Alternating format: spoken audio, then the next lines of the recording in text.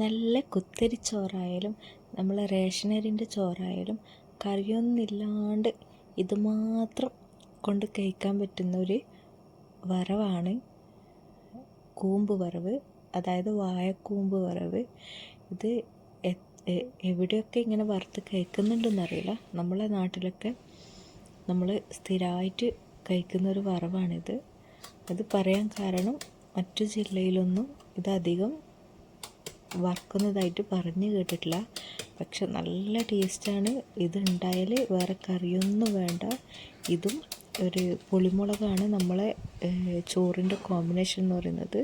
പുളി ഉടച്ച് കാന്താരിയൊക്കെ ഇട്ട് ഈ ഒരു വറവും കൂട്ടിയിട്ടാണ് ചോറ് കഴിക്കുക. വേറെ കറികളൊന്നും ആവശ്യമില്ല. കൂമ്പ് വറവ് കാന്താരി തന്നെ വറുത്തെടുക്കണം. കാന്താരി ചതച്ചിട്ടിട്ടാണ് ഇത് വറുത്തെടുക്കുന്നത്. വേറെ ഉള്ളിയോ പച്ചമുളകോ വേറൊന്നും ചേർക്കുന്നില്ല, തേങ്ങ ചേർക്കുന്നില്ല. ഇതിൻ്റെ ഒന്നും ആവശ്യമില്ല. വെറും കാന്താരി ഇട്ട് നല്ല ടേസ്റ്റാണ്. കാന്താരി തന്നെ ഇടണം. ആ ഒരു എരിവൊക്കെ വരുമ്പോഴാണ് ഇതിനൊരു ടേസ്റ്റ് കിട്ടുന്നത്. ഇതെന്തായാലും ഇങ്ങനെ വറുത്ത് കഴിച്ച് നോക്കണം. ചോറിന് വേറെ ഒരു കറീൻ്റെ ആവശ്യമില്ല. അപ്പോൾ ഇത് ഞങ്ങൾ മുമ്പ് മലപ്പുറം പോയായിരുന്നു ഒരു ഫാമിലി വീട്ടിൽ. അപ്പോൾ അവിടുന്ന് അവരെ കൃഷിത്തോട്ടമൊക്കെ കാണിച്ച് തരുന്ന ടൈം ഈ വാഴത്തോട്ടമുണ്ടായിരുന്നു. അപ്പോൾ നമ്മൾ വാഴക്കൂമ്പ് വറക്കാൻ വേണ്ടിയിട്ട് വാഴക്കൂമ്പ് ചോദിച്ചപ്പോൾ അവർ ആദ്യം എടുക്കാൻ പോയത് ആ വാഴൻ്റെ ഒടിഞ്ഞു വീണ വാഴൻ്റെ സെൻറ്റർ ഭാഗമില്ലേ, അതിന് നമ്മൾ വാഴക്കാമ്പ് എന്നാണ് പറയുക. അപ്പോൾ ആ കാമ്പാണ് അവർ എടുക്കാൻ പോയത്. പക്ഷെ നമ്മൾ പറഞ്ഞ് കാമ്പല്ല കൂമ്പാണ് എന്ന് പറഞ്ഞിട്ട് ഇത് കാണിച്ചു കൊടുക്കുമ്പോൾ ചോദിക്കുന്നത് ഇത് വറുക്കുമോയെന്ന് ഇങ്ങോട്ട് ചോദിച്ചു. അതാണ് പറഞ്ഞത്. അപ്പോൾ നിങ്ങളൊക്കെ എവിടെ നിന്നൊക്കെ ഇത് വറുത്ത് കഴിക്കുന്നുണ്ടെന്നൊന്ന് പറയണേ. അപ്പോൾ ഇത് മലപ്പുറം ഭാഗങ്ങളിലൊക്കെ വറുക്കലില്ല എന്ന് അന്നേരമാണ് മനസ്സിലായത്. അപ്പോൾ നമ്മളിത് പറഞ്ഞത് കാന്താരി ഇട്ട് വറുക്കും, വേറെ ഒന്നും വേണ്ട, കറികളൊന്നും വേണ്ട, ഇതന്നെ വറുത്ത് കഴിക്കുക, നല്ല ടേസ്റ്റാണ് എന്ന് പറഞ്ഞപ്പോൾ അവർക്കൊക്കെ അതിശയമായിരുന്നു ഇത് വറുക്കുമെന്ന്. അപ്പോൾ നമ്മളെ നാട്ടിലൊക്കെ ഇതിപ്പോൾ എൻ്റെ വീട്ടിൽ തന്നെ ഉണ്ടായ നേന്ത്രവാഴയുടെ കൂമ്പാണ്. അപ്പം അല്ലാതെ കടകളിലൊക്കെ ഇത് നല്ലോണം കിട്ടും. എല്ലാ ടൈപ്പ് വാഴൻ്റെതും ഉദ്ദേശിച്ച എല്ലാ പഴത്തിൻ്റെയും കൂമ്പ് കിട്ടും. പക്ഷെ ഇത് ചില വാഴയുടെയൊക്കെ ഇത് കൂമ്പ് കഴിക്കും. അപ്പോൾ നേന്ത്രവാഴയുടെയൊക്കെയാണ് നല്ല കഴിക്കാത്ത കൂമ്പുണ്ടാവില്ല. അപ്പോൾ അത് അറിഞ്ഞിട്ട് തന്നെ വാങ്ങിച്ചിട്ട് നമ്മൾ ഇവിടെ കടകളിലൊക്കെ ഇത് കിട്ടും. അപ്പം അത് അറിഞ്ഞിട്ട് ഏത് പഴത്തിൻ്റെതാണെന്ന് നോക്കിയിട്ട് വാങ്ങിച്ചിട്ട് വറുക്കുക. അപ്പം ഇത് കാന്താരി ഇട്ടിട്ട് സാധാ നമ്മൾ ഉപ്പേരിയൊക്കെ ഉണ്ടാക്കുന്ന പോലെ വറുക്കുകയാണ്. അപ്പോൾ കാന്താരി ഇതിൻ്റെ കൂടെ തന്നെ ചതച്ചിട്ട് ഇടുന്നുണ്ട്. സെപ്പറേറ്റ് മുറിച്ചിടുകയൊന്നും വേണ്ട. അപ്പോൾ കാന്താരി ഇപ്പോൾ തന്നെ നല്ലോണം ഒന്ന് ചതച്ച് കല്ലിലിട്ട് ചതച്ച് അല്ലെങ്കിൽ മിക്സിയിൽ ഒന്ന് കറക്കി എടുത്തിട്ട് ഇതിൻ്റെ കൂടെ തന്നെ ഇടുകയാണ് ചെയ്യുന്നത്.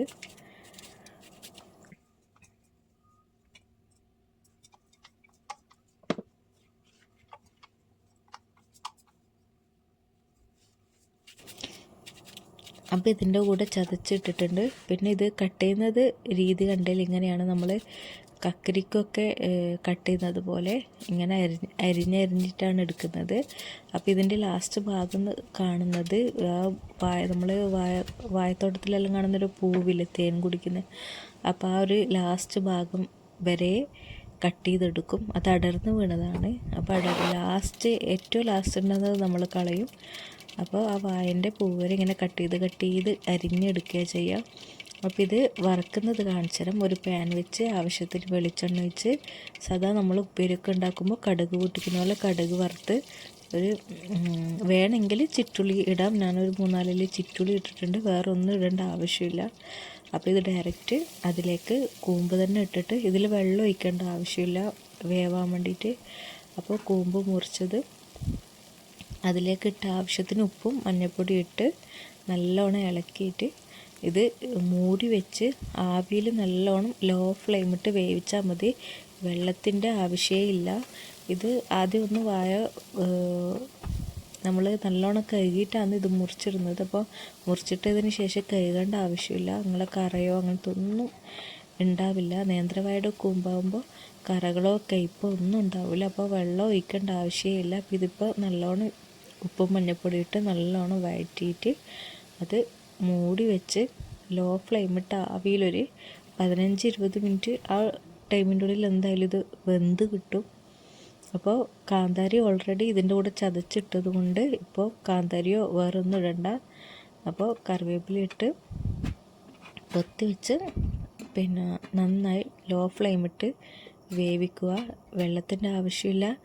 പൊതുവേ നമ്മൾ സാധാരണ ഉപ്പേരിക്കും വറവിനൊക്കെ ഉപയോഗിക്കുന്നത് പോലെ തേങ്ങയുടെ ആവശ്യമില്ല. തേങ്ങയൊക്കെ ഇട്ട വേറെ ഒരു ഫ്ലേവറായി ഇതിൻ്റെ ടേസ്റ്റേ മാറും. അതുകൊണ്ട് ഒന്നിൻ്റെ ആവശ്യമില്ല. അപ്പോൾ വറവ് ഇവിടെ റെഡി ആയിട്ടുണ്ട്. അപ്പോൾ നമ്മൾ സാധാ ചോറിനും പിന്നെ കുത്തരിച്ചോറ്, റേഷനരി ചോറ്, കുറുവ അരി എന്ത് ചോറായാലും കറി ഇല്ലാണ്ട് ഇത് കഴിക്കാൻ ബെസ്റ്റാണ്. നല്ല ടേസ്റ്റാണ്. അപ്പോൾ നമ്മൾ ഇതിന് കോംബോ ആയിട്ട് എടുക്കൽ സാധാരണ പുളിമുളക് അടിച്ചിട്ടാണ് കഴിക്കാറ് കറിയില്ലാതെ. പക്ഷേ ഇന്നിവിടെ പച്ചമാങ്ങയും ഉണക്കച്ചെമ്മീനും ചമ്മന്തി ഉള്ളത് കൊണ്ട് പുളിമുളക് ആക്കിയിട്ടില്ല. അപ്പോൾ ഇതും അതൊക്കെ കൂട്ടി കഴിക്കാൻ നല്ല ടേസ്റ്റാണ്. അപ്പോൾ എന്തായാലും നിങ്ങൾ ഉണ്ടാക്കി നോക്കണം. നിങ്ങൾ ഈ വാഴക്കൊമ്പ് വെക്കാത്തവരാണെങ്കിൽ ഇതൊന്ന് വെച്ച് നോക്കി അഭിപ്രായം പറയണം. അപ്പോൾ വീഡിയോ ഇഷ്ടപ്പെട്ടാൽ സബ്സ്ക്രൈബ് ചെയ്ത് കമൻറ്റ് ചെയ്യുക. അപ്പോൾ എന്തായാലും ഇത് ഉണ്ടാക്കി നോക്കണം. Thank you for watching my video.